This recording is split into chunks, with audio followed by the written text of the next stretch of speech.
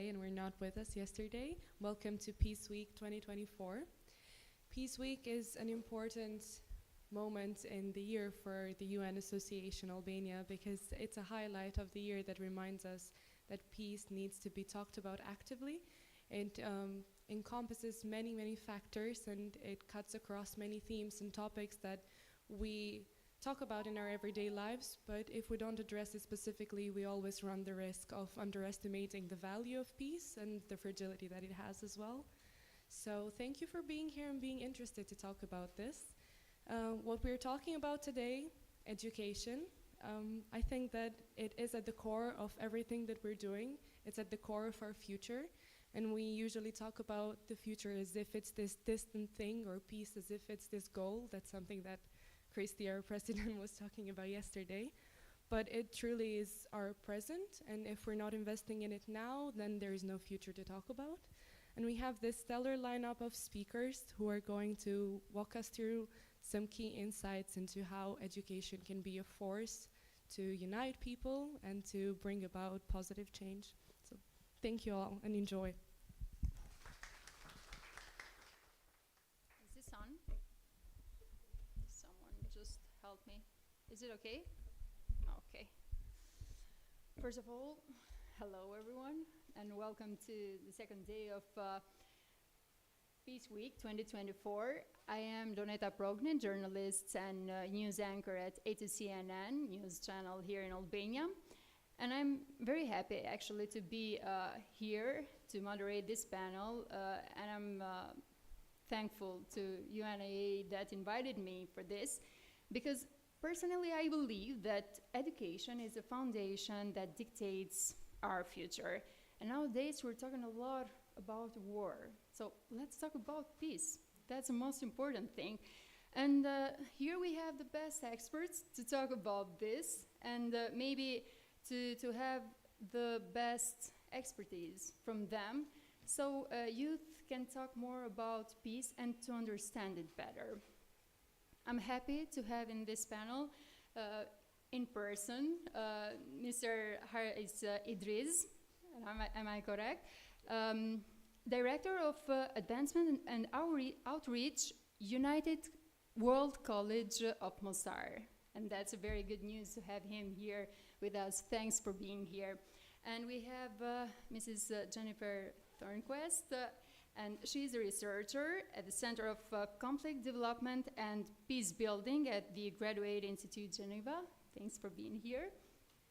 And also we have here Mrs. Lisa Mastio. She is the Managing Director at the German Coalition on Youth, Peace and Security. And in an online connection, we have Mrs. Mimosa Gabrani, Super Schools Program Manager.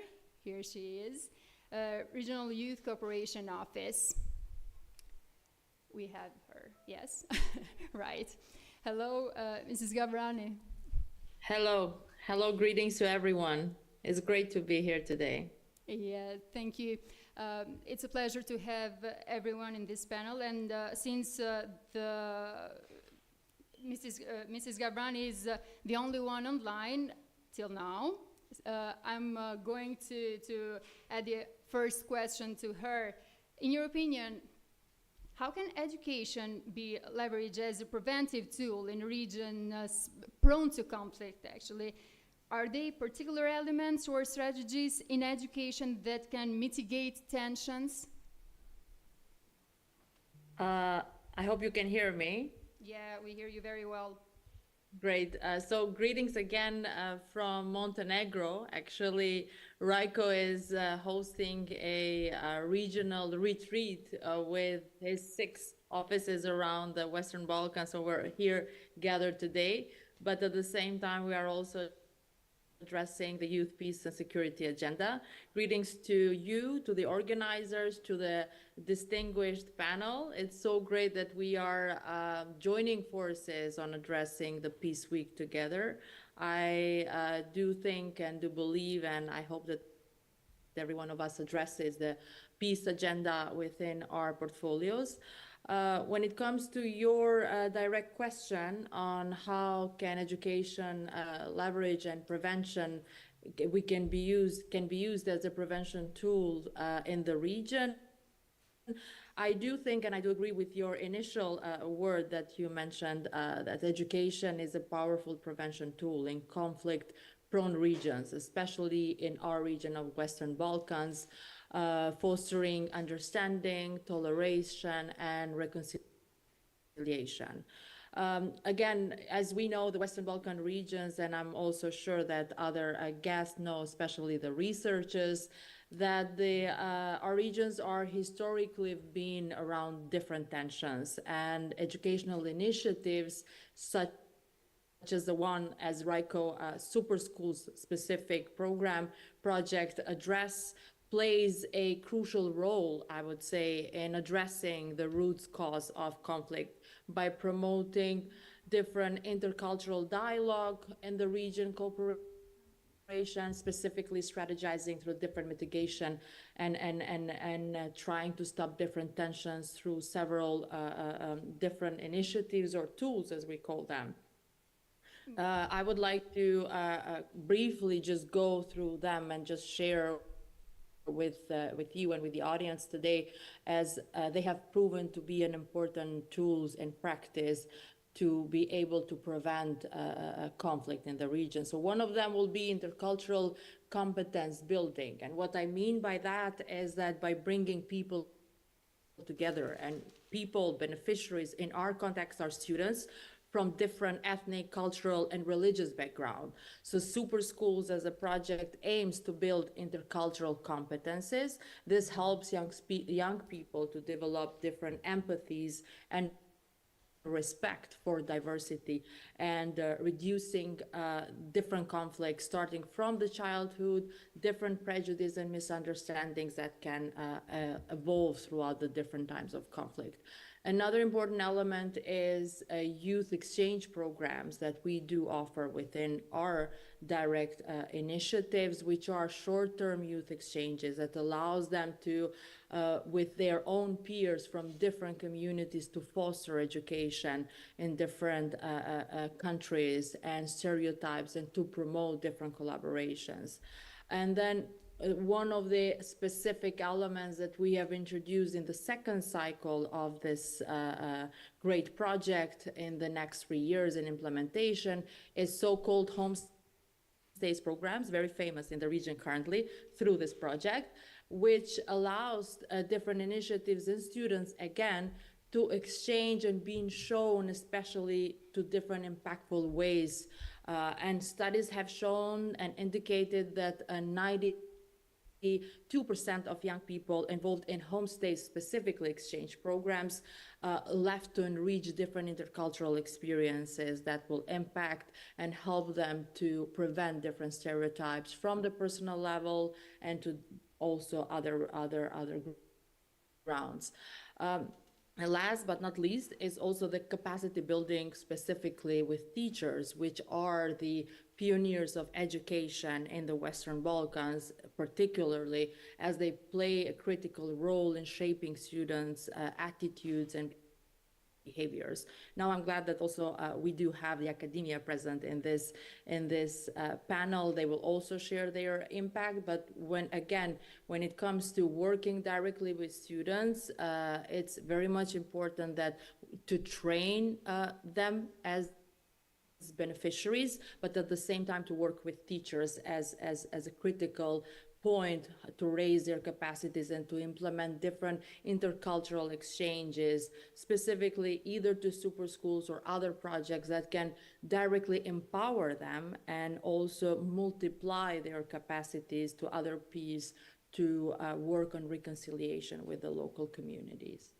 Yeah, we will talk about Super Schools again later as a successful model, but I would like to ask a question to Mr. Haris Idris. What role does education play? Do you hear me? Yes? What role does education play in addressing the root causes of conflicts such as inequity, lack of opportunity, and political instability? Thank you for your question, definitely, and a great hello to everybody in the audience and everybody listening to us online. Regarding your question, Education providing all of those issues provides different sorts of experiences for students going through a particular part. So if we're speaking about thank you.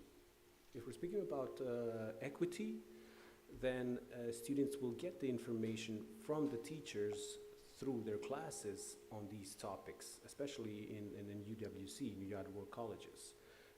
If we're speaking about political instabilities, again, through education, students will get the opportunity to question their political stance, question their country's political stance, and maybe when they finish high school, finish university levels, then they will engage in a different way and try to change their political situations. Inequity, if we're speaking about inequity, then again, education that brings students or kids from different parts of the country together to study, to learn together, to learn from each other, again, provides a different sphere and provides a knowledge that the kids get so that they can continue their growth at the university level. And with the knowledge that they get through the educational level at the high school part, they can implement all of the things that they have learned from their peers, that they have learned from their teachers, and implement them in their own lives, and also implement them in their own countries where they come from. So education is the fundamental tool to change anything that we want to change. It is a tool that needs to be used more frequently, more positively. We're speaking about peace, and we know there are a lot of conflicts happening around the world now. In my opinion also, it's difficult to maintain peace. It is more common to a person to create chaos, and it's easier to create chaos. So to maintain peace, it needs a lot of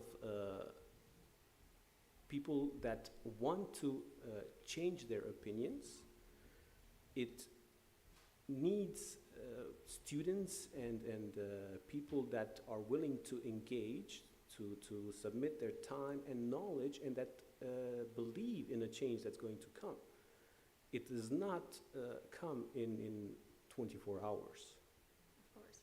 So the education pillar needs to be in every country the number one pillar for young people to thrive, because through education you will get equity, through education you will get the positive minds, and through positive education, you will get people that are willing to hear different opinions, willing to change their own opinions maybe, and question their opinions for a greater cause, which is sustainable peace.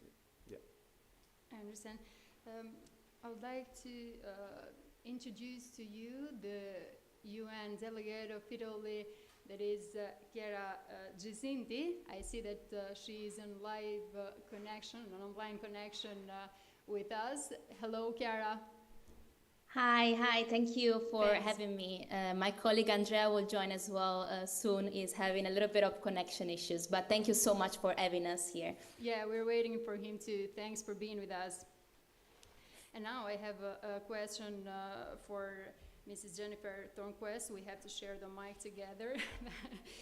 As a researcher focused on conflict development and peace building, what are the most effective educational strategies or programs that have shown success in promoting long-term peace? Thank you, Lenata, right?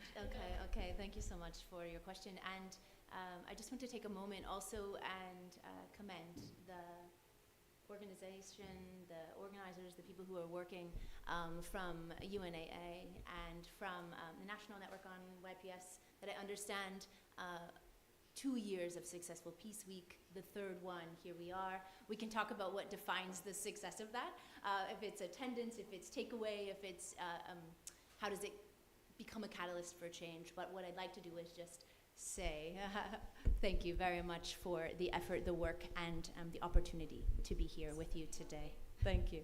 I'm honored to be on the panel. And I think before I answer your question, I do want to say that I am a researcher. I'm currently researching at the Graduate Institute in Geneva, Switzerland. I work in a research center that is called the Conflict, Development, and Peacebuilding Center. And the reason I'm breaking that down is because the perspective I think I'm supposed to be bringing today is one of academia and research, and I'm happy to be a voice from that place. But I also am very aware that what matters is the way that these kinds of lenses and conversations from all of these different people on the panel will ultimately bring the real fruit of this meeting. And I think it's also important to know that the CCDP's goal, it's a research focal point, and has the opportunity to work with researchers and students and practitioners and professionals in the fields of conflict analysis, peace building, and development. That's a lot, right? That's a very big umbrella. And our mission is to bridge the research with action. So I feel like my opportunity today is to be that bridge if I can, but I also think it's important that you know I'm a mom, I'm a student myself who's gone back to be a researcher and learn more about the world that we live in and how I can also be a part of the change that's in it. I've been a mentor with youth most of my life, and we can talk about what youth are now that I'm a student with a lot of youth around. Perhaps that's also me. So I gave you all of that context so that I could appropriately answer the question. And my emphasis today, I think, is interesting. As I was just preparing for this conversation, I was looking over the material of what was presented yesterday. And I think my take on education is that prevention actually aligns very much with yesterday's focus on a participation pillar. And so I hope I'm not going to be echoing just exclusively what was happening yesterday, but I think that the most effective, and the research would support that the most effective educational approaches will involve intergenerational co-design for education purposes. So it's not just what education and that we do educate, it's what kind of education. So I'll be a little broken record. I think already I've looked at my notes thinking, yeah, I'm really going to talk about evidence-based solutions for education are going to be found in youth being part of the co-design of the education. So I think your question was specific to some ways that might actually be happening. So I will say that the research specifically, maybe coming from anyone, does anyone have some background in peace building research, right? Conflict research. Am I the only researcher who is here? No, you're all researchers. You all have an understanding of the way that peace can be translated, that peace is felt, that peace is acknowledged, that peace is happening in the world that you live in. But there is some research literature that is kind of making a turn towards what is actually bringing sustainable change, what's actually bringing peace, cultivating peace, or making it so that there's more than just not violence, right? So this positive peace experience. And some of that literature that's really finding the most positive findings for these sustainable ways of living is actually in something called everyday peace. And so we can credit McGinty is a researcher, and his fellow researcher and scholar for Chow. I get to work with them directly. And they're finding basically that localized peace-building efforts from the people who live right where the conflict is happening brings the most change.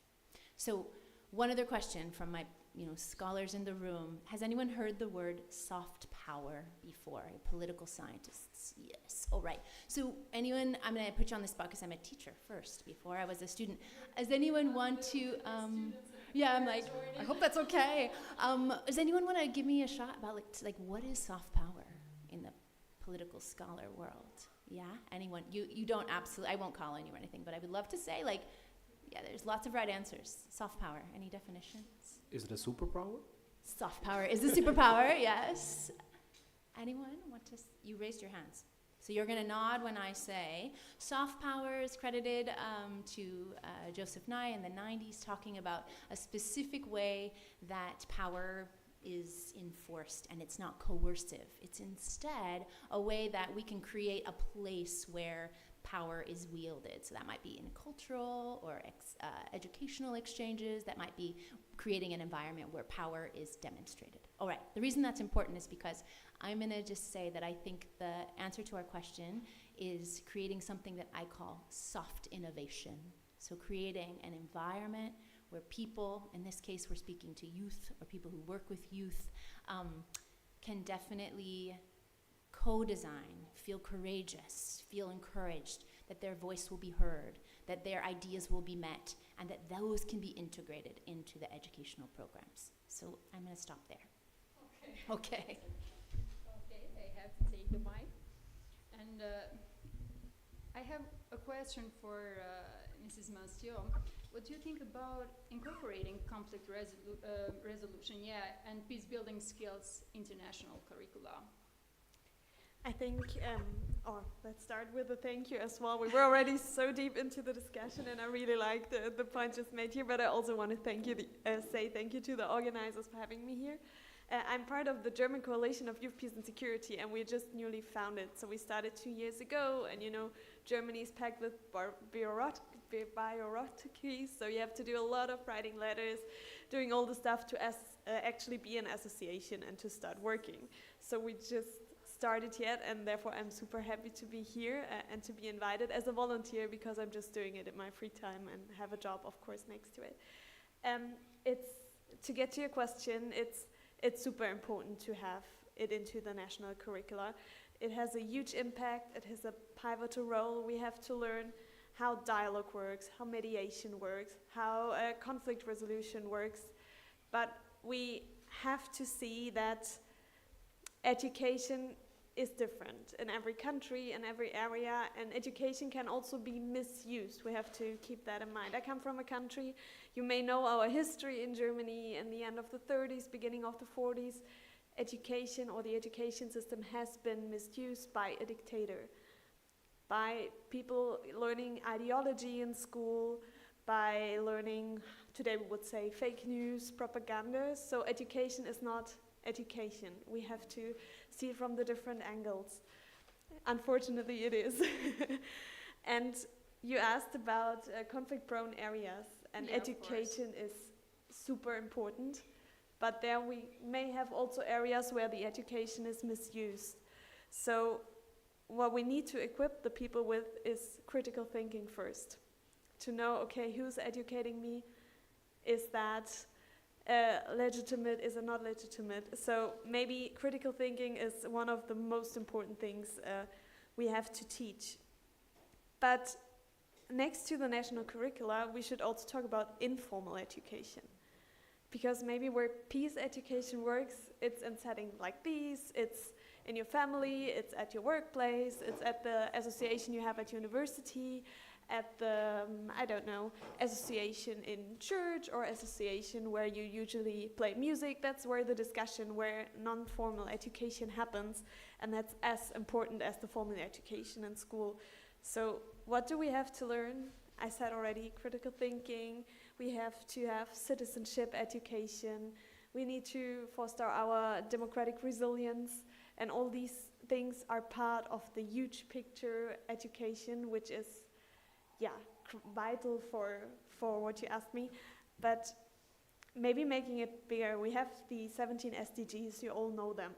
And SDG 4 means quality education. So it's already excluding what I said earlier about the misuse of education. If we don't reach SDG 4, the quality education, we won't reach the other 16 SDGs. And especially we won't reach SDG 16, which includes peace and strong institution and resilient institutions. So if we want to have sustainable peace, we need quality education. We need to learn what critical thinking is. I think we do, but we have to make sure that everyone is equipped with this quality. Yeah, actually, we have some successful models to talk about, and one of them is United World College Mostar, that has also been recognized for its role in promoting peace, especially in Western Balkans. Can you talk more about the initiative of United World College, Mr. Idris, first of all, and then the place where you I work think- in Mostar. Definitely adding to this about quality education that we started talking about, as I said, it comes from education. Everything that we're doing is going through education. So we were students, our parents were students, everybody has had some kind of a education background. United World Colleges, now we have a United World College in Mostar, and this is the 18th year that United World College in Mostar has been existing, while there are 18 UWC schools in the world. And in the mission of the UWC schools is creating or giving an opportunity for quality education that will bring to change makers, that will create change makers in the world. So United World College in the past years, I'll say, has been doing all of this work underneath the radar. But in this situation now, when a lot of conflict is happening in the world and in the Balkans, what happened in the 90s, et cetera, you have schools like the United World College that give an emphasis on peace education, that give an emphasis of people coming together, sharing their backgrounds and living together, sharing their premises and then studying together. And the fruits of that, to say, are coming in the last 3 or 4 years, where the global movement of the United World Colleges has been nominated for the Nobel Peace Prize twice. And for example, the United World College in Mostar has received the Goran Bubalov Peace Award for the last year 2023, with the activities that the United World College in Mostar is doing in the community, in the country. And I would say, beside the educational part, beside the concrete in-classroom things that are happening, these informal parts are very much positive, to say, and very much a vocal point of the things that the school in Mostar likes to do. So we like to be engaged with the local community. We like to do different things in the local community that are related to peace. So, for example, we've been holding our also annual peace conference in Mostar that brings peace and educational workers together who share their ideas.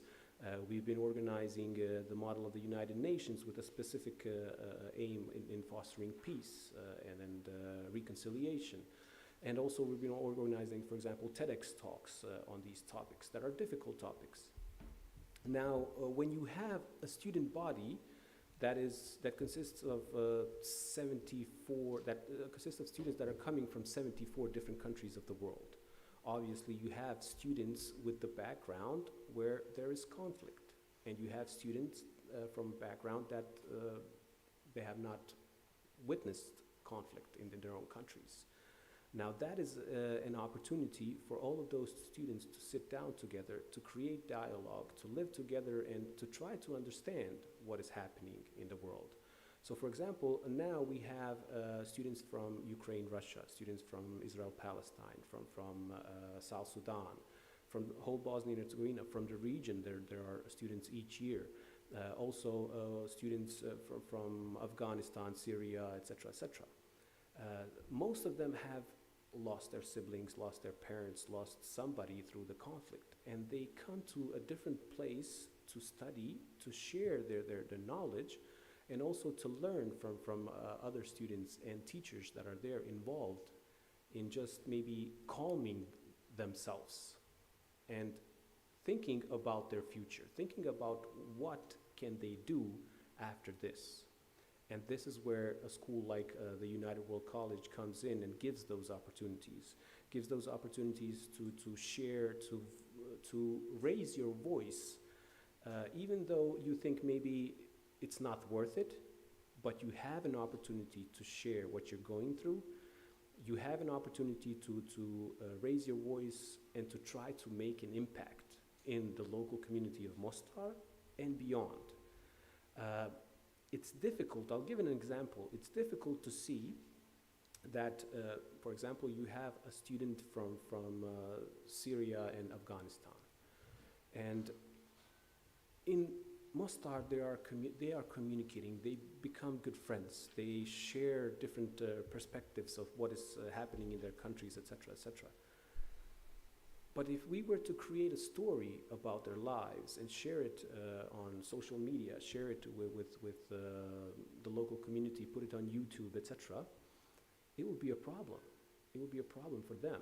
It will be a security problem for their families back home. It will be a problem for them if they come back home after their educational system. So these are, for example, the obstacles that the educational system has. But we are satisfied with the changes that they are making individually. We're giving them opportunities to create changes inside themselves, and then later on, hoping that they will bring changes to their countries where they're coming from. They will be the change makers. They will be the people that are willing to create or make the ideas to change something in their own countries. Or they will be people that finish UWC, finish a quality university, and then start a revolution. Start something that's going to change, bring positive thoughts, bring positive things. Why? I'll give another example. We had a student from Afghanistan go back home during the summer break, and she was supposed to come back at the beginning of the next academic year in September. Unfortunately, war broke out again in Afghanistan, etc., and she was not able to move out of the country. Students that she met during that first year, 10 of them, that were different nationalities, different ethnicities, different religions, they did not sleep for 12 days. They created an unbelievable network, and they did not sleep until they got her family and the student out of Afghanistan through different ways, moved her family all the way to Germany, and from Germany to Canada, to the United World College in Canada, to Pearson, to finish her educational path. So these connections, these bondings that are made through the educational system of the United World Colleges, those are the positive things that arise. And those are the positive things that keep peace, even though it's tangible, keep peace sustainable. Yeah, that's very inspiring, actually. But some of you may know Christel Hassan, the project manager in UAE, has worked for some years for United World College, and I would love to have some experience told from her for us. Just share something special, maybe. Yeah, do you have a mic? Thank you for bringing that in, for putting me on the spot. Yeah, I would love to have you part of this conversation. Yeah, okay. Might feel a little awkward if I'm turning my back to you. Yes, I've had the amazing opportunity of studying at one of the United World Colleges. I studied at the one in China, which was very recently opened when I got there. And I have experienced firsthand this amazing opportunity that is brought by the United World College movement, because it is intentional above everything else. The UWC movement was built with the intention of bringing people who are traditionally not friendly with one another together to live and to see each other as humans, not as whatever position we occupy in society, and to prove that young people can be friends, and these friendships can turn into something that's more productive than just a friendship, that's peaceful, that's resilient, that's sustainable. And the United World College movement has a set of values that are instilled, I think, in you from the very beginning when you get there and when you get the orientation and the introduction. And they're all revolving around building a peaceful community. So it's intercultural understanding, it's about integrity, about, what else can I say, maybe sustainably living. So all of these things become part of your everyday life in a way that then becomes organic to you to practice even when you leave UWC, to keep these connections going and these attitudes as part of your values and principles for the rest of your life. And I truly believe in that mission. I believe that in the classroom and outside of the classroom, you gotta have this presence of values. Otherwise, I think it's not just about the education you're getting in the classroom. If 2 years later, 5 years later, you forget about that and it becomes a distant memory.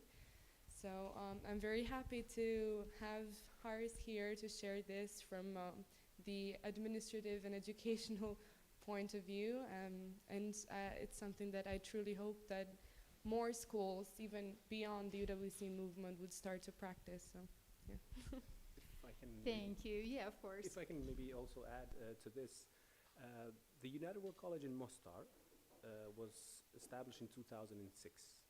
And it is the only college in the movement that has been created in a post-conflict society.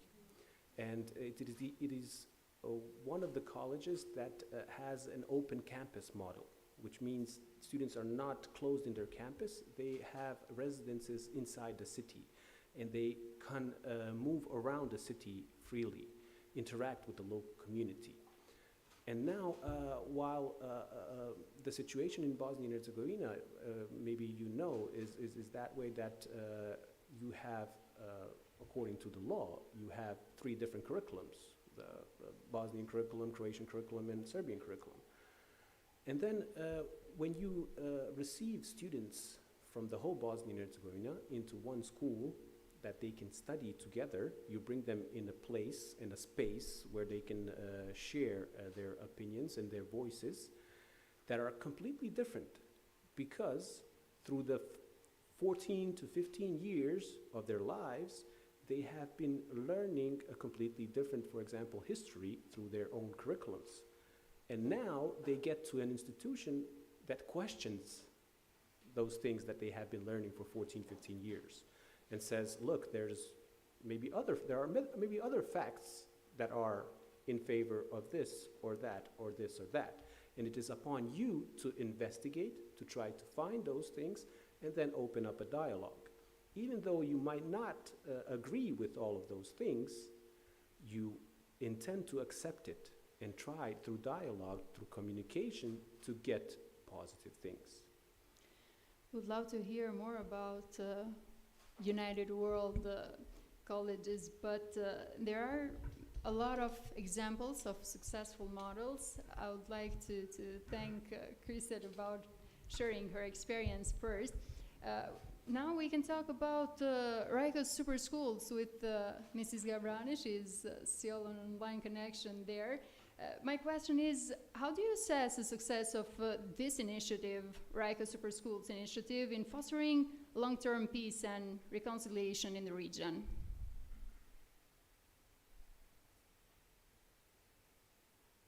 Okay, just a second, please, because we don't hear you. Can you try again? Can you hear me now? Yes, yes. Okay. Okay, so these are the issues when you are far away that appear. But nevertheless, I would just like to start up by mentioning, especially when we are talking about pathways and now the assessment of successes, that yes, this is a project that now is in the second cycle of implementation. So the first cycle was 3 years, and now we have entered in the second one. We are implementing partner with GIZ, and this is a part of the project that is supported from the EU together with the German government. When it comes to assessing these important initiatives, Super Schools in itself, it has shown quite promising signs of contributing to long-term peace and resilience in the Western Balkans through a full impact of throughout the time. When it comes to the programmatic focuses, when it comes to the exchanges and participation between different schools from different countries, or CPs as we prefer to call them, this has been a tangible term of potential lasting efforts. One of the successes well to point out is the building relationship and trust I think trust as an element was also mentioned before within this panel. And this is a process that we have been able to facilitate it between young people from different ethnic and cultural background, and super schools per se as in itself fosters trust and mutual understanding as one of the critical long-term peace elements. We have youth as peace builders in itself. So throughout the Super Schools program, we empower young people to become advocates for peace in their own communities by involving them in different projects and initiatives that will promote resilience as they get encouraged and create an ownership when it comes to this important process of peace building throughout different local activities that they get to implement within different students that will help them at the same time extend different program impact, create different changes across their own regions, but also more wider. And another important element that I also mentioned in my first part of this discussion is also the capacity building. And throughout the project, we strengthen the focus of offering specific capacity building on opportunities for teachers and for students for promoting the peace in schools. And I'm very glad that also the previous speakers touch up on the importance of education. Just to bring along also the importance of arguments that when we're speaking about specific ethnic groups when in Western Balkans, we also need to bear in mind that we do have ethnic communities that do not come from the backgrounds that their parents were educated or their grandparents were educated. So we have also first generations of individuals that reach to finalize the specific degree, and then they get involved into different initiatives and have the opportunity to grasp more opportunities that when it comes to either formal or informal education. And here I'm specifically referring to the regions where conflict was more present, and these communities as a part of different social inappropriate positions that they were put in, either in policies or not being relevant in political agendas, their presence was much more in far away from the power that was also mentioned here today.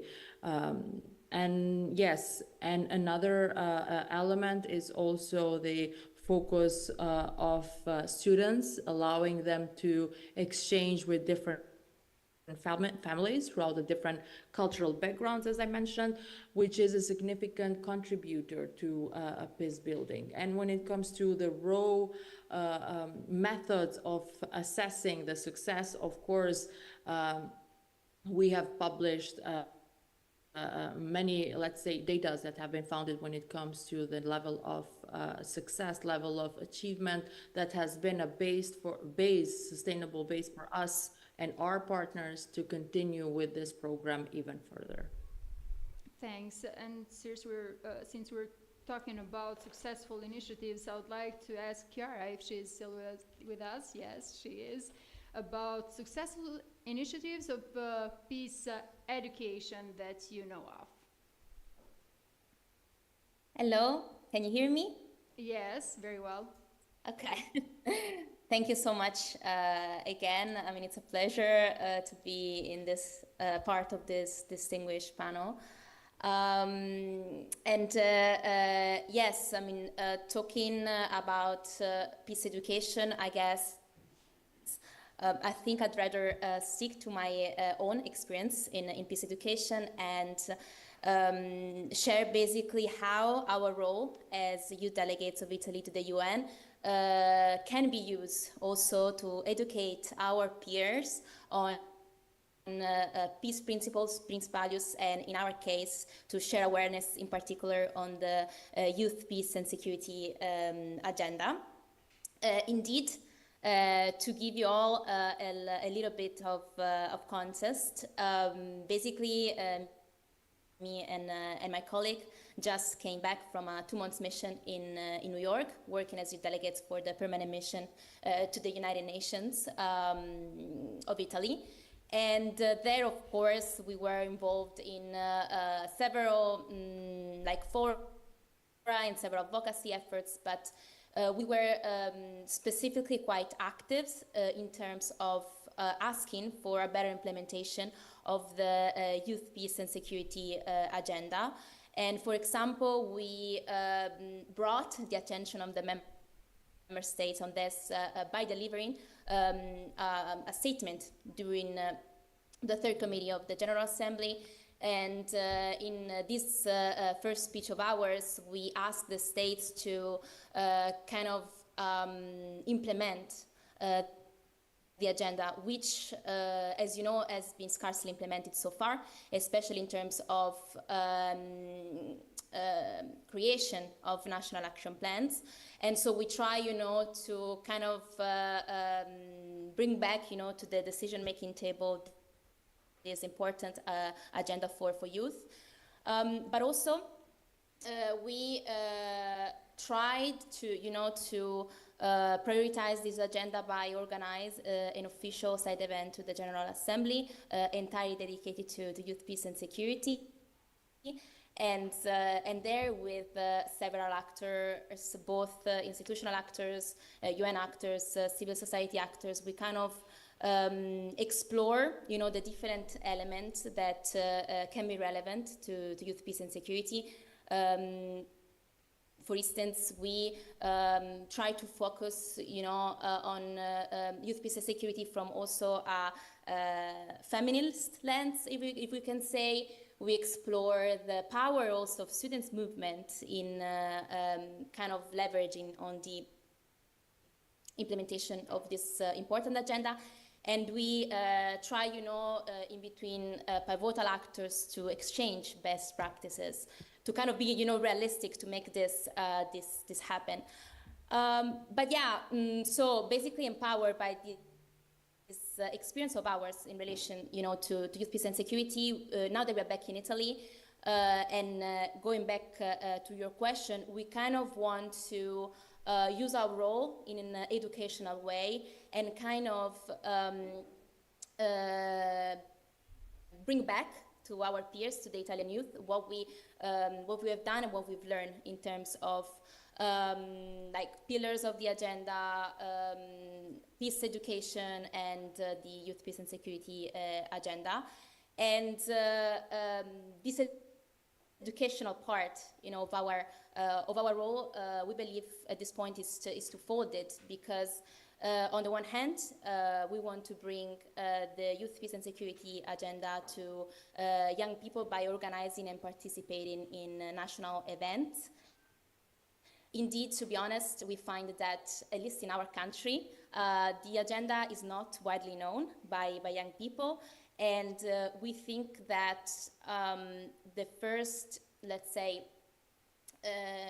instrument, to give young people, to empower young people, to make them able, to be active in this area, is to give them the information, share knowledge.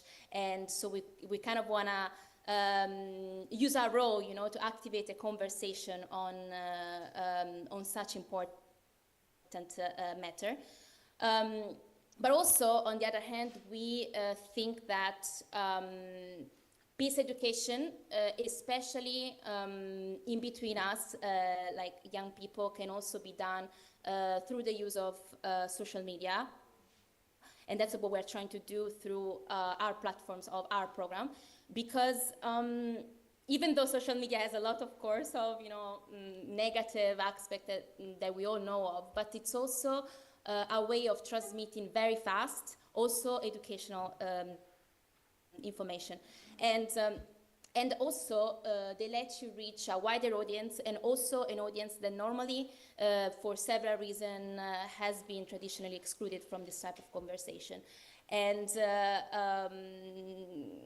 So yes, definitely this. But yeah, and I'd rather stick to my own experience in peace education. But one very last thing that I'd like to add, if I have to think about best practices and successful initiatives in terms of peace education, for sure, and it was already briefly mentioned, we cannot forget the immense value on formal education related projects. I mean, hands-on experience are so valuable to educate young people, and I can mention, for instance, the European Solidarity Corps, the European Humanitarian Aid Corps, UN volunteers. Those are also not only practical experiences, but also form of educating young people. So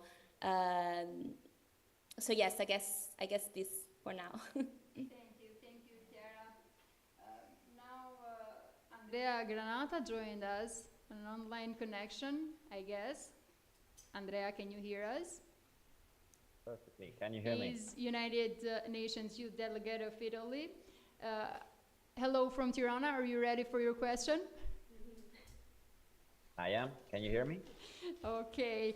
My question for you is, how can education empower young people to become active agents of peace in their communities, and what specific aspects of education are most effective in preventing conflicts? Yes, thank you very much. First of all, I'd like to thank on behalf of both, of course, for the organization of the event and for the space that you granted us in this really exciting format. And also, I'd like to excuse myself if there might be some connection issues. Unfortunately, I've been experiencing some today. The question, and also linking myself to what my fellow colleague already mentioned.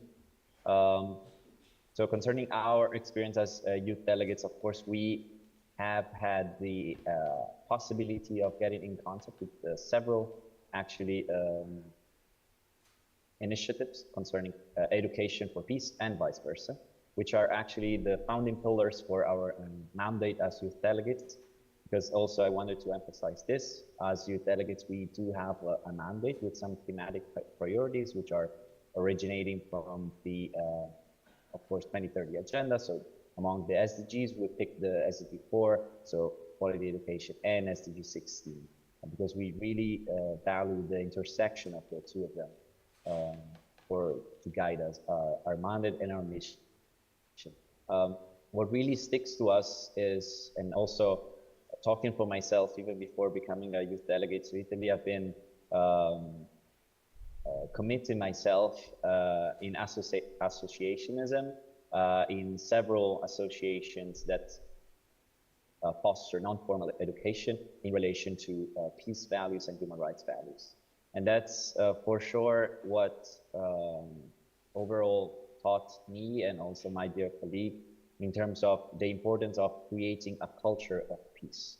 So even before talking about the YPS agenda, of course, we must commit for a twofold intervention, which must start from the little things at school even, talking about the true value of peace through education. How? For example, I can mention a few initiatives by the Ministry of Education in Italy. The first one is the National Plan for Respect Education, which is aimed at promoting in educational institution at all levels a set of educational and training actions designed to ensure the acquisition and development of transversal social and civic competencies. We came from two important locations this week, and also the past moment on the 25th of November was the International Day for the Elimination of Violence Against Women, and yesterday was the Human Rights Day. So we must start tackling and getting the attention from school on the variety of issues that are related to peace, and then also get to the wider stage, to the high-level stage, for sure, to the multilateral stage. As my colleague mentioned, we had the chance of interacting with several actors, and our let's say, most important achievement so far in terms of youth and meaningful participation in security matters is definitely the engagement with the Security Council of the United Nations. We, thanks to the commitment of not only us, also our fellow colleagues, youth delegates from other different countries, and that's really something also to emphasize. We managed to build on a shared, unique voice from all the different backgrounds of our fellow colleagues. We managed to send a letter which was actually recognized, and that was a first from youth delegates and youth representatives at the Security Council level to by interacting with the presidency of the Security Council last month, which was held by Switzerland in October, actually, 13 months ago. The meaning of the answer is basically understanding the empowerment of young people to become active agents of peace is not a straightforward movement, a straightforward commitment. It has to come from the very roots of our education, and definitely it has to be tackled also at the level stage of, and so of course, aspects that can be mentioned of education in terms of preventing conflict, having the opportunity of experiencing real life activities such as the one that my colleague mentions, like the European Solitary Corps, the UN volunteers, so volunteering activities, getting on the ground and getting in contact with cultures which experience conflict is definitely something that is valuable and can go even beyond the traditional form of education that we are used. Yeah, thank you so much, Andrea. I would like to thank Andrea, Chiara, and Mrs. Gavrane. So we are not keeping any longer you online. Thank you so much for being part of this panel and sharing with us your experiences. Thank you. But we can continue the conversation here for some other minutes. And I would like to ask Mrs. Thornquist, in your experience, what role do universities or research centers play in development of peace and education programs?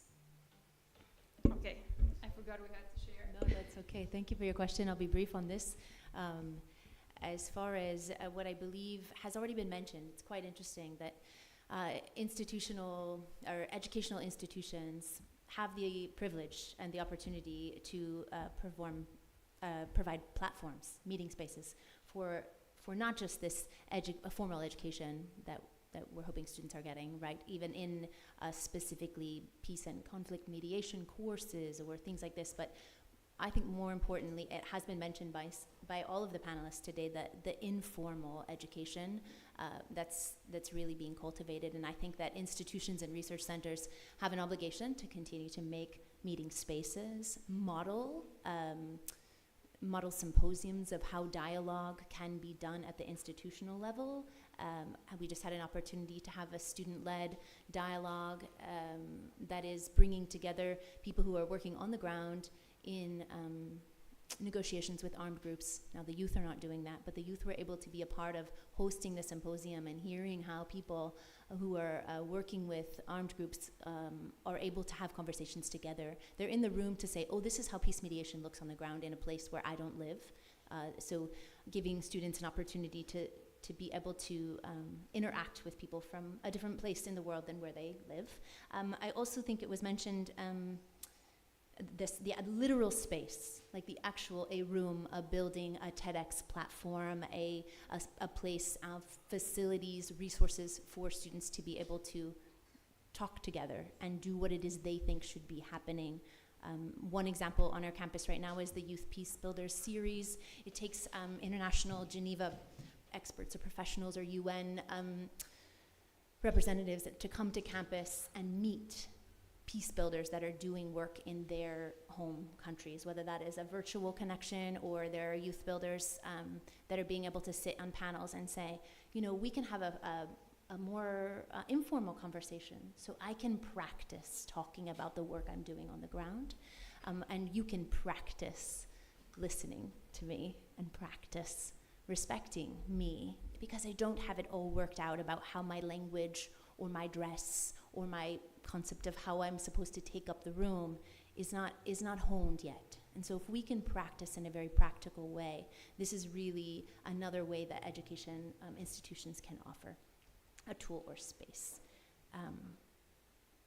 And I think I'd like to just take one moment to stay connected about what an institutional level tool might be, and instead say that I think one important part that non-institutions, so other places other than campuses I'm talking about, have the ability to also do education, also provide these informal spaces of learning. And what I mean by that is, I have a provocative question. Are youth reliable stakeholders in driving change for peace? The WebPS agenda says they are. I think the people in this room would be like, yeah, that's what we're doing here, right? And so it's only a provocative question because we're not directly asking the youth, do you feel like you are equipped to be a reliable stakeholder? Do you feel a lot of pressure to be like, we're all saying the future is on you? And we're having a hard time getting youth to the table to believe it, that we think you're valuable stakeholders. And so what I would like to model is the ability on a panel or have a microphone or a platform to practice giving it up to you. And so I would like to yield my time to any young people in the room that might be able to answer the question, how can we support you in a practical manner to be actually equipped to do what it is that we're all agreeing you're going to do, which is continue to provide conversations with your peers, thank you very much, to step into the shoes of being a delegate, but even on the ground, like, we don't have young people. This could have been 70 or so youth participants, and they're not here today. And I don't think that's because they don't care about the world and they don't care about their opportunity to be a peace and change maker in it. It's that I don't know for sure if they're either equipped or this is a place you would want to be on your, Wednesday night, talking and listening to people who believe they're the experts in what you should be doing. And so if it's okay, I'd like to yield a couple of minutes for some questions of us or suggestions, and be able to say, how can we reinforce your role as a reliable stakeholder here in the conversation? Or what do you need? Technical support, public speaking skills, ways to practice, wardrobe so you look like you belong in the room, right? Some of this social capital. What can we do? And if you work with youth and you're not necessarily the person, what do you know that those young people are asking for? Ways that we can get them here in the room and also equip them to do the work that I believe they want to do when I speak with them, right? Anyone brave? Yes, thank you.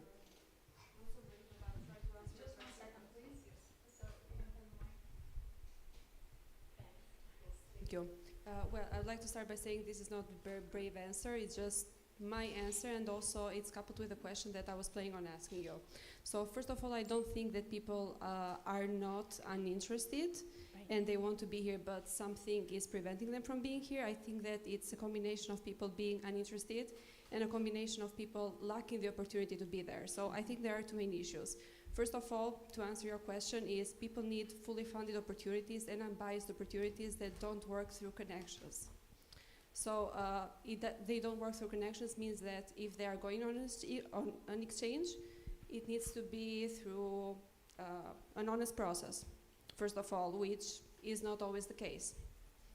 And my question in this case would be, because I said that people are here because they're also not interested, is because Gen Z, for example, is a generation that is suffering from divided attention. So there is a lot taking up our attention. It's social media, it's lack of opportunities and the means to, have a decent salary and make some extra money. So my question in this case would be, how do you get a generation that is so uninterested and whose attention is so divided to come to these non-formal educational spaces, because traditional education is clearly not working, and I was a teaching assistant myself and I know that it's not working. Mm-hmm. So how do you get these people to come here in these spaces together when there is so much that is taking place in the world that takes more of their attention? I'm not talking about social media or maybe, employment issues or that sort of thing. Literally anything else would be more interesting. So how do you bring people together to care about peace, to care about activism, and again, a lot of issues that maybe I'm personally more interested in? So I appreciate you so much for asking these equally shouldn't be provocative questions, very real questions. And can I just ask your name, your first name? Edja, thank you so much for speaking up. If it's okay, I'll take a second to answer one part of that question and then leave it to the panelists and the people in the room who I believe are experts to also answer it.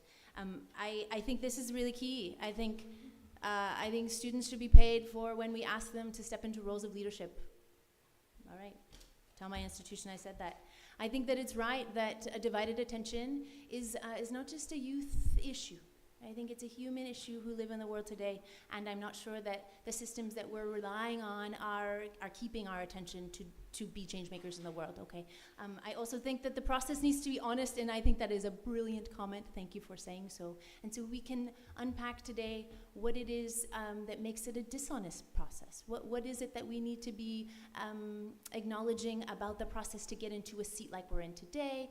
Or if the seats that we're in today, having conversations like we're having today, are no longer the platform for real peace or change, what is?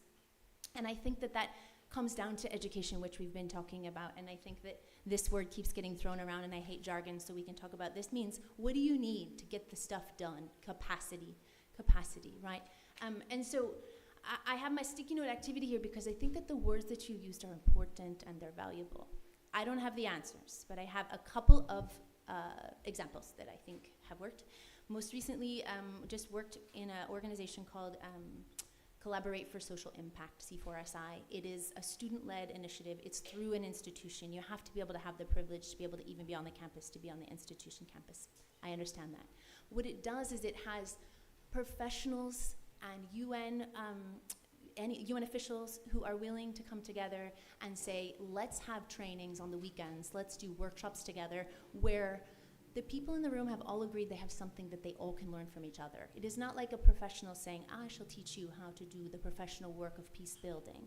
It is an agreed group of people who say, on Saturdays, we absolutely eat croissants and whatever it is that you're going to serve for us for lunch, and we're gonna really talk about how I can learn from you and you can learn from me, because we're going into a world that's gonna have challenges we've never faced before. And so when you have that sort of ability to level, that we can be lifelong learners, not experts in the room on a panel speaking at you, frankly, then there does something about the model. And so change is happening. There has been some pitches of organizational change that students have put forth and that not students have put forth, youth and the not so young too, are saying, here's some ideas we have, and then they have enough people in the room with resources to be brave and have money to make that, pitch it and go for it. So there are models like that I think I'm seeing just because of my place where I come from, of being in a hub where I'm seeing research organizations. Those are springing up. And I think that I had one other example I wanted to share, and then I will stop talking. And that was, I'll stop talking because now I've lost my ideas. I think it's mostly like I just wanted to say that not only are skills valuable, but access is critical. And I think we're talking about what kind of skills do you/we need, and what kind of access are you looking for? Because yeah, frankly, this is not where the change is being made necessarily, but this is at least a place where we can start discussing what that next time could look like. And so I'd be interested in knowing what you think a better way to spend your Wednesday afternoon talking about being a change maker might look like. And we wouldn't do that here. We'd do that over like food, and someone would pay for us to be in the room, so it would be a time where we could be on equal footing. Yeah, thank you. If I may comment, maybe? Of course. Sure. I'm not going to mention any solution to say to your question, but maybe an idea where everybody can relate to. So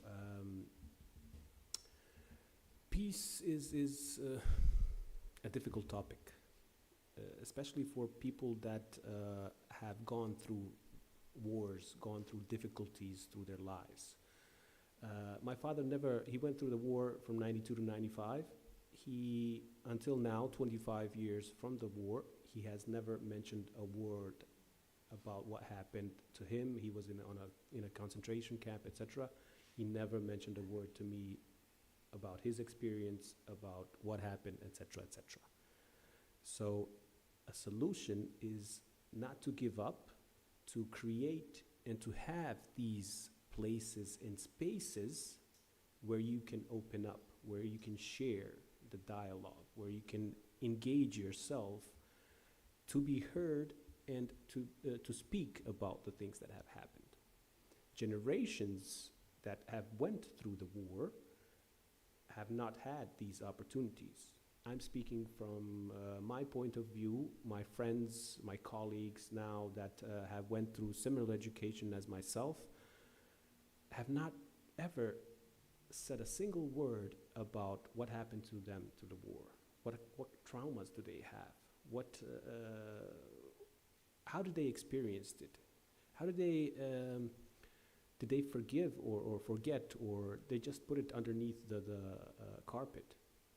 So you need to provide opportunities, not to give up on the ideal of peace, not to give up on that topic, because as I mentioned, and I'm saying it again, it's tangible.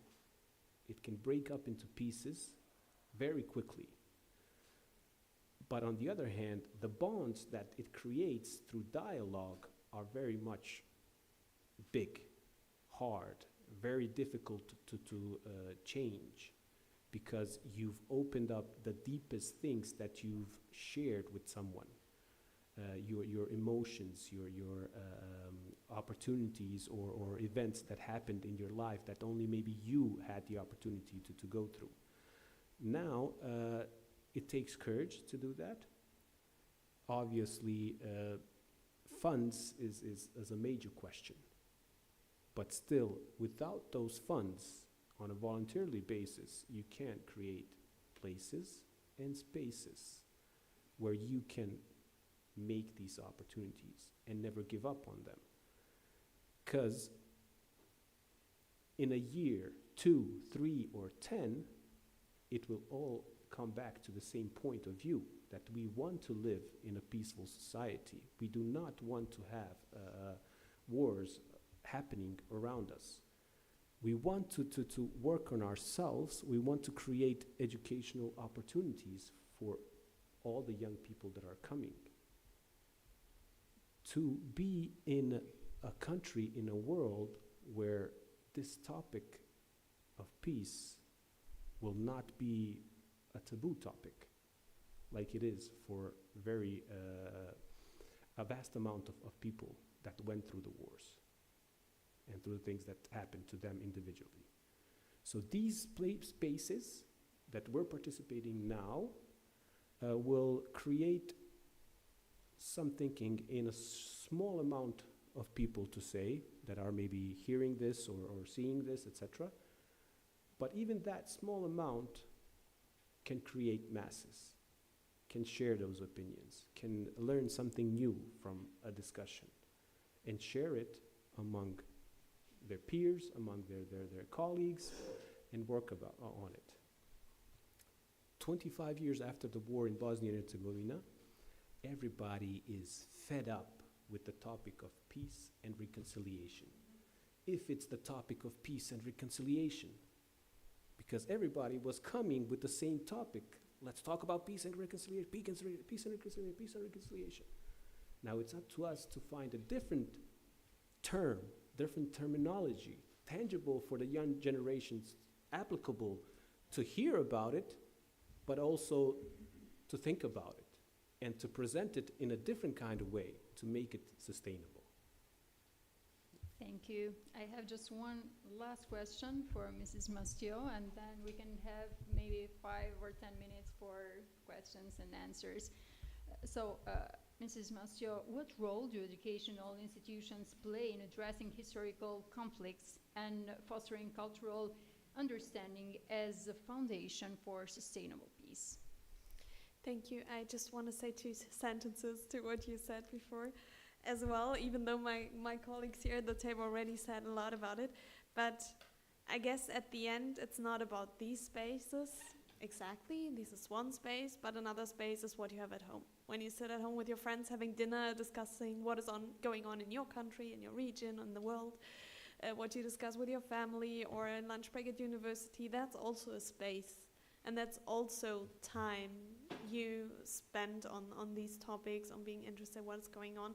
And at the end, dialogue is the key. And we heard so much today already about, which is also kind of an answer to the question about cultural or intercultural understanding. You also said, like, going on exchange.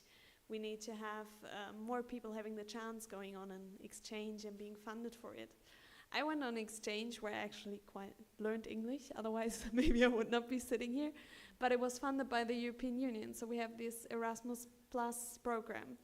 And that's something which we need to have more around the world, that people can go on exchange, even though they're not from a rich family or whatever, that they can afford going abroad, meeting people, talking to people. You said it very well from your school, from different countries, different areas, conflict areas.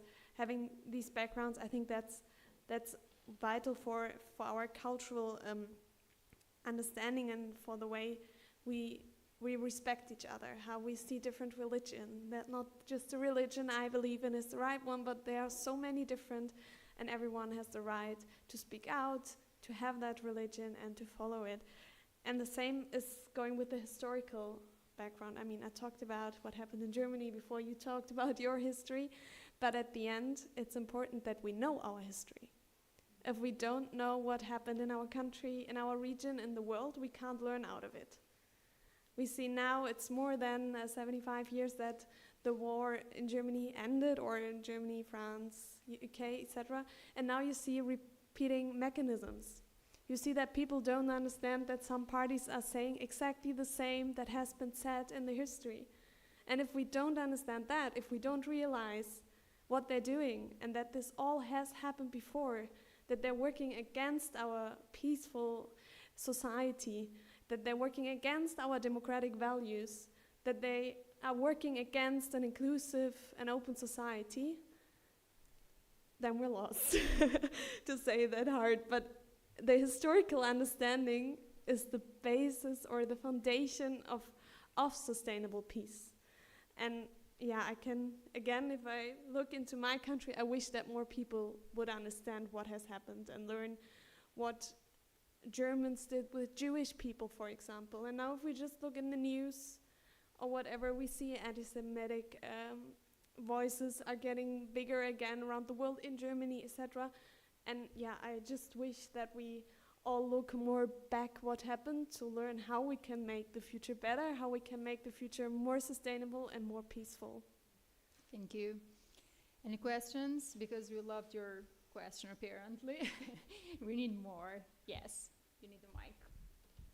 Okay, first of all, thank you for all your inputs. I think this was a very productive discussions, and it really provided kind of a landscape of how we envision peace in education to be, but also quite realistically also how it currently is.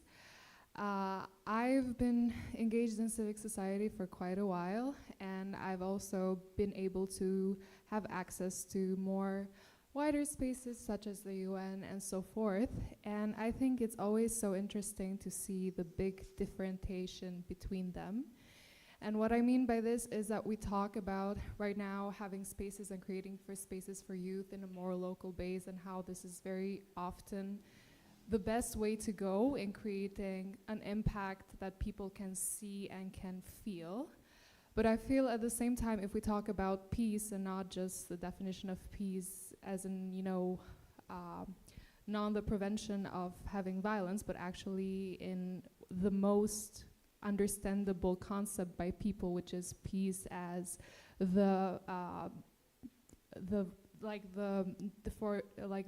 there not be any violent conflicts. I feel like lately there has been this escalation in violent conflicts, and with social media it's much more present in our also everyday life. And I'm talking about the conflict and the genocide that is happening in Palestine, but also in Ukraine and other places in the world. Now it's much more accessible to the normal person as it would have been, for example, 75 years ago in Germany or in any other place. What I've been trying to reconcile with myself lately is that, yes, I have accesses and localized spaces in my own country to actually foster peaceful initiatives, but also discussions. But it also you are confronted with the reality that when push comes to shove, so the person who pushes the metaphorical red buttons, which are oftentimes people in very high positions of power, those spaces are mostly super exclusive and you're not at all present, not even as a stakeholder, not even as anything. So those are private spaces that only a very few capable people, not capable people, but very few people have access to. So when we talk about actual big geopolitical things that are happening currently, these are always spaces that have mostly always excluded most of the people, and yet the consequences that come from most of these spaces are the ones that have the most far-wide reach. So I don't know if there is something like a question, but maybe also your opinion about how do we reconcile in kind of having and working on our everyday lives and trying to foster and create the small spaces, but also with the fact that there are bigger conflicts that are happening at hand that maybe people like us in these positions currently right now do not have as much power as we wish we would have to. And that also comes with the divided attention part, which comes that a lot of people really do not have the capacity to deal with a lot of things anymore. And therefore, with the lack of education, with the rise of AI, which has also really fostered a role of having no critical thinking anymore, it has quite frankly led to also people feeling very insecure and leading to more not controversial values, but more maybe conservative values, and therefore the rise of also far-right parties almost everywhere in the world. So I hope my question, it was a very big comment, also masked as a question, but whatever you take away from this, I would love to hear your perspective on it as well. Thank you so much. Your name again? Just Anya. Anya? Okay, thanks for your question, Anya. Which one would like to have a comment? Yes, thank you. I would just add 2 sentences to it because you mentioned so many things. But at the end, the agenda for youth, peace and security is what we try to have as an answer, but it's not implemented. So that's what we all have to work for right now, that we get leaders to know what the youth, peace and security agenda is. I mean, it's been in the UN Security Council. They should know, but they don't. And we have to work for, I think the Italian youth delegate said it before, the implementation or national action plans on YPS. And we didn't, or I think maybe you touched upon it at the beginning, we were talking about prevention, so education as one preventive tool, but at the end it's about participation, and that's what you said quite a lot. It's just some exclusive, mainly old men deciding on what is going on in the world, but young people have to have a seat on the table. Of course, we may not sit together in the same room as Putin and other people, but at least politicians have to listen what we want, because it's our future. If they create wars, they're destroying our future. They destroy that we can't have education because the schools are bombed, or they destroy everything we can build our world on. So I know it's not an answer which gives us the best and quickest solution, but at the end, I think the YPS agenda is actually what we have to work on to at least go into a direction which can be a solution for your question. Any other comments or question? Okay. I can maybe say that just thinking about everything you mentioned, you have a very nice pyramid in Tirana, and the base, I'll use it as a metaphor, the base of all of these things, the pyramid base needs to be strong, as it is in these questions and in the things that you mentioned. You need to have a critical mass that believes in the same values that you have, that you want to implement. So the base needs to be in the right position, in the right way. Then you're gonna move forward and create leaders that will end up on the top of the pyramid with the same values from the bottom of the pyramid. It takes time, definitely, and there are challenges, like now in the world, definitely. But the things that you can do, you stay on that level and try to take the step on the next level, then on the next level, and then the next level. You can't jump from the base to the top because it gets shaky. You need to have that base very firm and then move step by step forward. Thank you so much. Yes, Kristen. I feel like as organizers we shouldn't take up too much space, but I have a comment and a question based on the comment. To kind of jump off on what Anya was saying, I think one of the most valuable lessons that I've had in my upbringing and in my academic career as well was through a course called Disposable Subjects. And it basically discussed about how disposable people are and how we come to perceive some people as more disposable than others. And I think what I learned from that very, very intense and hard course, where I had to like mostly look at tragic things and study tragic events and how they keep repeating themselves. And we always say this thing, do not repeat history, learn history, and we keep doing that. So what is it that makes some people so disposable? And the one thing that I learned at the end was that we must humanize them, because as far as possible as you are, you can easily forget about that person as being a human, as being a person, as being similar to you, as being as valuable as you. So the moment that I think that's why UWC is also such a good example, is because it brings humans together, people, not identities, not these exotic person being on the other side of the world. And I would also like to extend this comment to a question.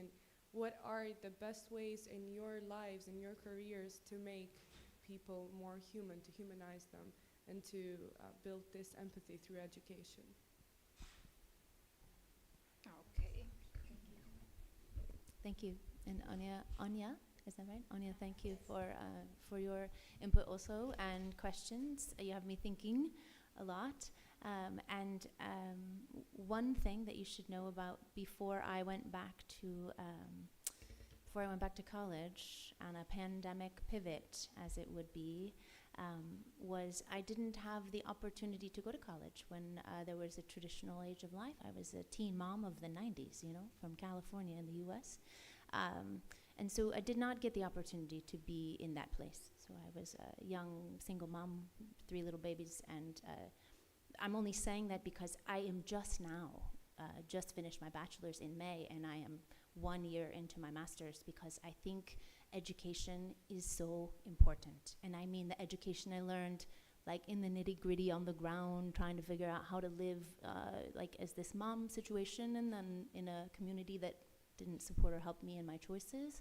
But also, as the world is changing, I think the ways we're thinking also needs to be changing. And so I'm trying to present myself in a way where I think that we don't ever arrive at knowing it all. And so there's different ways that education can be implemented. And so, spoiler, I was a DJ for like 15 years, all right? So a girl can take care of her babies by day and like spin vinyl and make people shake their ass at night, all right? So that's how I get away with, in front of a microphone, having things that you would not say in a formal panel like this, is because it didn't come from a formal place. But my ability to have a microphone has been really an interesting tool. It's my favorite power tool. I like to give it away to the people whose voices are not amplified enough, or speak on their behalf if they don't know how or can't, for whatever cultural, contextual reason is not best for them to have the mic themselves. So I get in trouble when I usually walk in a room. The way I try to humanize a space, especially because we live in a world of screens, is I usually ask everyone in the room before we get started today. This is like DJ Jennifer from like 5 years ago. Before we get started with such and such event, we just take a minute and look around. I'm going to ask you to do that. Just notice who actually is here today. Yeah, do it. Unless it makes you very uncomfortable or it's culturally not okay. Try to make eye contact just with one person, if that's not too much. And notice that they're sitting here, they traveled here, they're giving up their evening, they're traveling far, they believe in the cause that they spend the hours of their life doing enough to say, I want to be a human in the room with other human beings. Not that screen time is not also valuable, so thank you for giving up your time. But like, this is a precious thing to be in a room with other people. And so my answer, the long answer is, even if there's only a few participants, they're the ones who are probably going to be able to take this moment in time and say, I was in a room and I heard this. I heard of a resource that I'm going to leverage. I made a connection with someone who can move the ball farther than I could without them. I learned how to ask a better question. I got a business card of someone who I think is going to get me to the place, right? I think that humanizing is such a valuable, important reality that we don't know how to do because we just don't do it on purpose. I think we do if we're in institutional education spaces that are encouraging you to notice the differences in others and the similarities and learn how to talk together. But I make a practice to just look at each other so that you know who's here. Right? So there's 15 or 20 of us. We should all sort of know each other's names and ways to connect from this point forward, because these are some people who got together under an umbrella that education is a tool, a prevention tool for conflict or a peace-building tool. And if we believe that enough to have given up our time here, that we'll find some critical response to gatherings like this, and also thankful that they're here. So long-winded answer to humanize is literally just make eye contact or notice other people in the room with you. Thank you.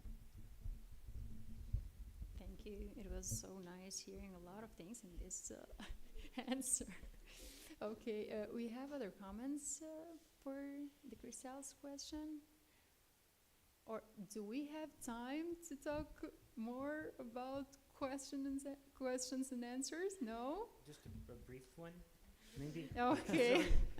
But that's a good thing, actually. If people want to still ask questions after the time has elapsed, it means that Very conversation has been enlightening. And for me, it has been, for many reasons. First of all, I work with Christelle, and so I see how that education has shaped Christelle and the person she is, and it inspired me. I have a cousin who is 13 years old, and I went to her and said, you know, this is this amazing colleges, high schools called United World College.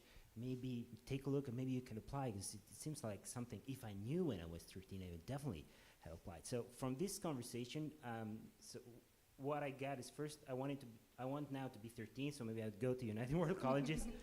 All of us. I want to go to study again. Actually, I'm going to do a master's next year, but I wanted to do, for example, a master when Jennifer is teaching, or be a classmate of Jennifer. It would be really amazing, I think. Be a classmate with Jennifer, and also a colleague with Lisa. And I think this is very important because the potential of education is also the inspiration that people get from it. And that's a make or break deal. And because this conversation made me think of two things. When we talk about resources, quality education needs resources. Albania spends less than 2% of the GDPs on education. We can have, and these are very good conversation, because also they make us think a bit out of our comfort zone, but think of a high school in a rural city in Albania, or in a small city in Albania. How limited is the inspirational potential of that high school to children? Because I think that part, it's something that grows on you. I mean, it's what we should aim for, the lifelong learning. It's not just, and if you fall in love and are inspired with education, high school, middle school, university, you will want to learn through your life, I think, and from everybody that you meet. So when we talk about resources, that's what I thought. You know, UWC are amazing colleges.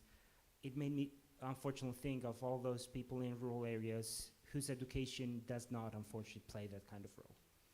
And we should think of ways how we can help. I mean, I don't think that we can make the government jump the budget from 2% to 5% right away, but let's have an open channel of communication with those high school, how we as organizations, civil society organizations, can complement a bit, or maybe can spark a bit that kind of inspiration, and then what resources we can share not necessarily give, we can share even with what we have to create value. So thank you for that kind of reflection. It's inspiring, but also kind of sad when you think about the other situation.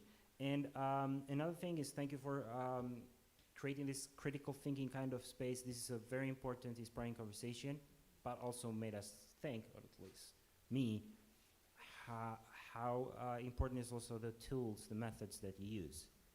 So on a positive kind of feedback, reflecting on the Peace Week, which is supposed to be also an educational component, how we should change the formula.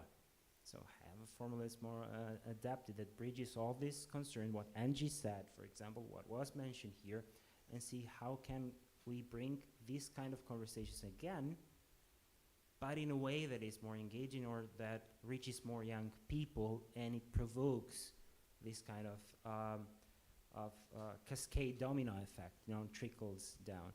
And there's a lot of work to do because unfortunately, and that's what I get sad when I see and I understand young people, education is more and more, even by the media or by the social media, is portrayed like something that does not produce humans, produce statistics.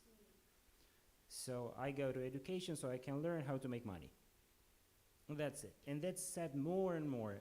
There has been some kind of not clear approach on vocational education on that. But even now, a lot of young people complain, or the narrative is universities should change, so should make people more adaptable to the workforce. It is partially true, but if education loses the values, the focus on values, then it produces just variables, just statistics that we put into a system. We put numbers of people into a company, they produce outcomes, they produce capital that flows, and then that capital also fuels conflict and violence many times, unfortunately. So it's not an answer. It's just it's a long discussion, and maybe we can continue it after the drinks, after the panel, on what we can do to make things slightly better and work on those steps, work on the foundation, then climb. Yeah. If I can share a powerful story, if we have maybe 7 minutes or something like that. Take your time, I guess. It's interesting what you're saying for everyone. 2-3 years ago, we had a student from a refugee from South Sudan, and he was the 6th or 7th kid from a tribe, from his parents from that tribe, and he's a brilliant mathematician. He does not have the opportunity to continue his education in South Sudan, so he needed to move from South Sudan because of the political things happening there and in the war, etc. He moved to Uganda, and he applied to be a student at UWC. He gets a scholarship from an Italian organization called Pestalozzi that give him a scholarship to come to UWC Mostar. We start communicating, and as Bosnia and Herzegovina does not have a lot of embassies in the world, the one in Africa we have is in Egypt, in Cairo. So he needs to go from Uganda with a refugee passport of South Sudan to Egypt to apply for a visa to enter Bosnia and Herzegovina, to continue his educational path. For a month, we've been communicating and having difficulties with the Egyptian government, saying that the refugee passport, which is by UNICEF and everybody acknowledged, is just a piece of paper for them, and they do not allow him to enter to Egypt to apply for a visa to come to Bosnia and Herzegovina to continue his educational path. So we lost a month there. After that, we say, okay, we have an embassy in Rome, in Italy. Since he's getting an Italian scholarship, let's try through that organization, since there is an embassy of Italy also in Uganda. Maybe they will give him a visa to enter Italy, where he will apply for a visa for Bosnia and Herzegovina. So he goes there, he gets the information, and he gets the visa for Italy. Now it's a challenge for us to find a host family in Italy that will host him for a month maybe, where that is the period of time that it takes to get a visa for Bosnia and Herzegovina. So we do find a host family through friends at UWC, etc., and former students, friends of students, parents, etc. He comes to Italy. He applies for a visa for Bosnia and Herzegovina. To cut the story a little bit, so he waits for a month exactly, because he has a visa in Italy for 1 month. It's a visa to enter one time in Italy and then go back. The last day of his visa in Italy, he gets a visa for Bosnia and Herzegovina.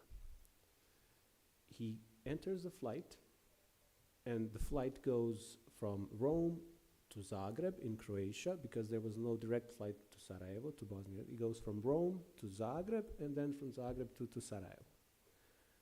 And we're speaking about a 16-year-old kid who has never had a flight, who has never been engaged in these kinds of activities. So he goes on that flight. Unfortunately, nowhere in his ticket is mentioned that that flight has a stop in Split. And I'm home playing with my daughter in the evening, and I get a phone call from him. Says, Mr. Idris, I'm in prison. And I was like, where? How did you end up in prison? What's happening? He says, I ended up in Split, and immediately when I entered the airport in Split to change airplanes, they arrested me. Okay, can I have a talk with the person there, the police there? He says, yes, here's the police officer. And I have a chat with him, and they say, look, he does not have a visa for Croatia. And I'm saying he doesn't need a visa for Croatia if the flight ticket is okay, because Zagreb is an international airport. He goes through transit. He did not need a visa. But we did not know that he was going through Split and then to Zagreb. Split is not an international airport. It needs a visa. So he ends up in, so what are we going to do?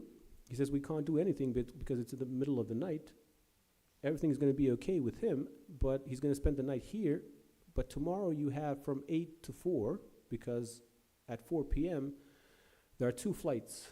One is either he's going to be on a flight back to Italy, to Rome, or he's going to be on a flight to Zagreb, then from Zagreb to Sarajevo. So we had from 8 to 4 to find a solution where if he's on the flight, if he gets on a flight to go back to Italy, his visa expired. So when he lands in Italy, the Carabinieri will take him, or any other police, and God knows where he will end up. So from 8 to 4, the whole administration at the college, using different contacts, different ways to get to people. At the end, we get to the president of Croatia at one point, through the contacts of the UN. And with his word and with his police escort of the student, he was able to board the airplane that led him to Zagreb, and then from Zagreb to Sarajevo. And when the kid arrived in Mostar, he got the residency for 2 years to finish his education for the IB diploma program. Now he's in Oxford. Wow. And he's saying, look, this was my path. When I finish this, I'm going to change the paths of many people from South Sudan, because he witnessed it on his skin. He went through it, and he believed in the people that were there for him, that they will help him, that they will create a better future for him. And that is humanity, that is between the people. Yeah. Such a great story, actually. Thank you so much for sharing it with us. I guess we're at the end of this discussion. Thank you so much for sharing your ideas, experiences, points of view, successful models. It was such a pleasure to be here with all of you, actually. Thank you, Mr. Idris. Thank you, Mrs. Mostio. Thank you, Mrs. Thornquist. Thanks for your attention, for your questions. It was such a great discussion. Thank you so much.